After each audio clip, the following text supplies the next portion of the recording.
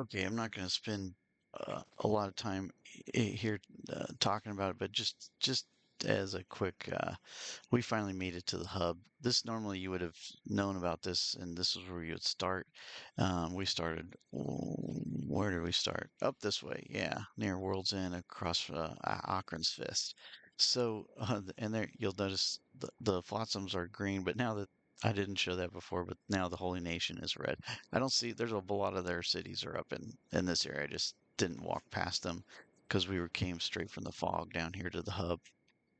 Now, what's important about the hub? Nothing really. It's kind of like a safer area. There's a couple like, things in there. Sometimes there's some characters to recruit in a bar. There's really only thing that's here. This town has basically been ransacked or is like destroyed, kind of like out in Bast and those cities. But this is sort of the hub. It's in the middle of the borderlands, in the middle of Kenshi, sort of, and it's this is where you normally start. There's lesser high-end enemies here. Now we're out here outside the base, getting into it with some dust bandits. We're outside. I think there were some hungry bandits and dust bandits fighting each other when we walked up, and so you know we got into it with those guys. So we ended up fighting both of them, and that's going pretty well for us. But the only other thing to point out about the hub is out in the back is a Shinobi Thieves. So if you start the game early in the Wanderer, now this is if you've been watching this and trying to play along, you probably already know all this.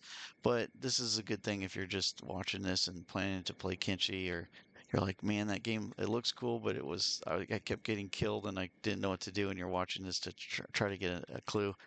Um, this is good to know this is here because if you start out here early game, there's some copper out and around the hub, and it's fairly safe here. So you could gather. I've done it many times that way.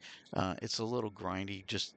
I mean, you saw I was up in Mongrel for a week mining copper, basically. But we had Izumi doing research, so it was kind of useful use of time. But you could grind enough copper to get 10,000 cats, and it'll take you a few days in game to get that amount, and then you can join the Shinobi Thieves, and then right away you have a beds to sleep in when you go to towns that have it and stuff like that.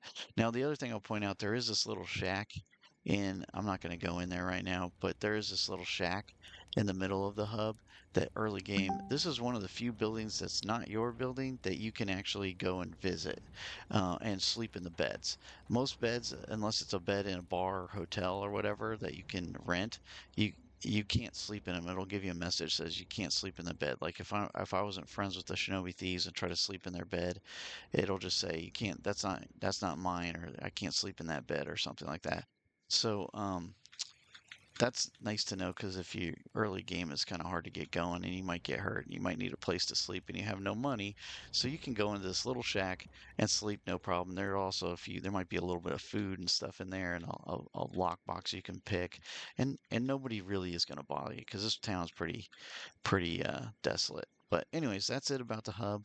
I think that's more than information that you need to know, and we'll get on down. We're going to move a little farther south, and we're going to get into the Shek Kingdom for a bit down this way, and go recruit a couple more characters, and we'll get in some combat on the way probably because we'll run into hungry bandits and dust bandits, which are, by the way, pretty much some of the weakest enemies in the game that you can fight. There's some other ones like out in the desert. There's guys called the starving vagrants. Slave hunters are pretty wimpy. If you want to, if you have enough people to not just get enslaved, or if you just want to get enslaved and fight them, they're not very tough. They won't hurt you so bad that they'll kill you. Also, they're with slave hunters and stuff. They're going to enslave you afterwards, so you don't have to worry about just laying on the ground and bleeding out or dying. So they're going to enslave you and heal you up afterwards. Uh, which is kind of, I don't know if I'll talk about that at some point. That's a good early game tip to know about. Um, but anyways, these guys are on their way out. We'll head south to Shek Kingdom after we take care of this jerk.